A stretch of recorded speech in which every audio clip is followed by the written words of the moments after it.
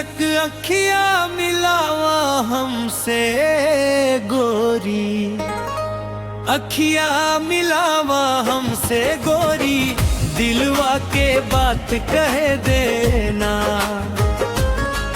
तोहरे प्यार के रंग में रंग गई, सपना सजावे देना। अखियां मिलावा हमसे गोरी, मुश्किल गावा धीरे धीरे।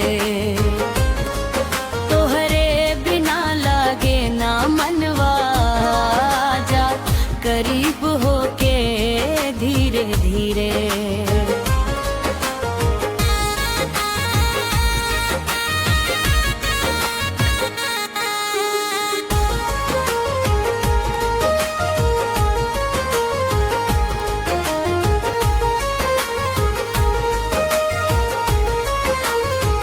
जब से देखनी तोहरा के सूरत, दिलवा हो गइल बा बेकाबू।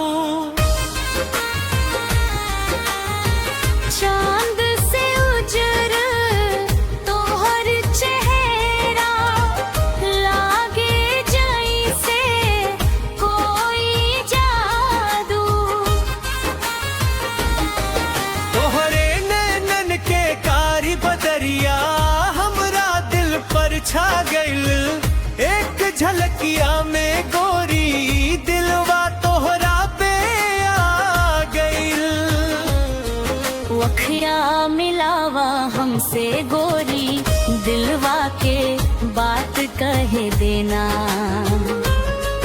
तोहरे प्यार के रंग में रंग गई, सपना सजावे देना।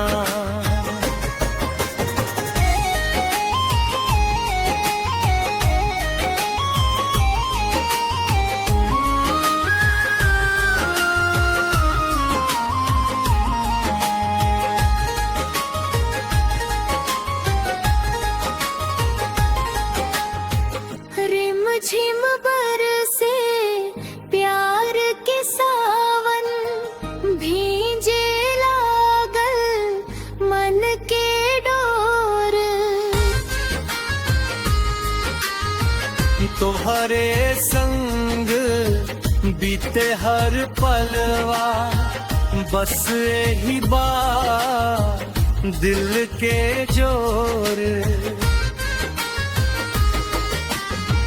हाथवा में हाथ धरा सजनी, छूटे नाई साथ हमार। जन्म जन्म तक निभाइब तोहरा रहीब बनके दिलदार।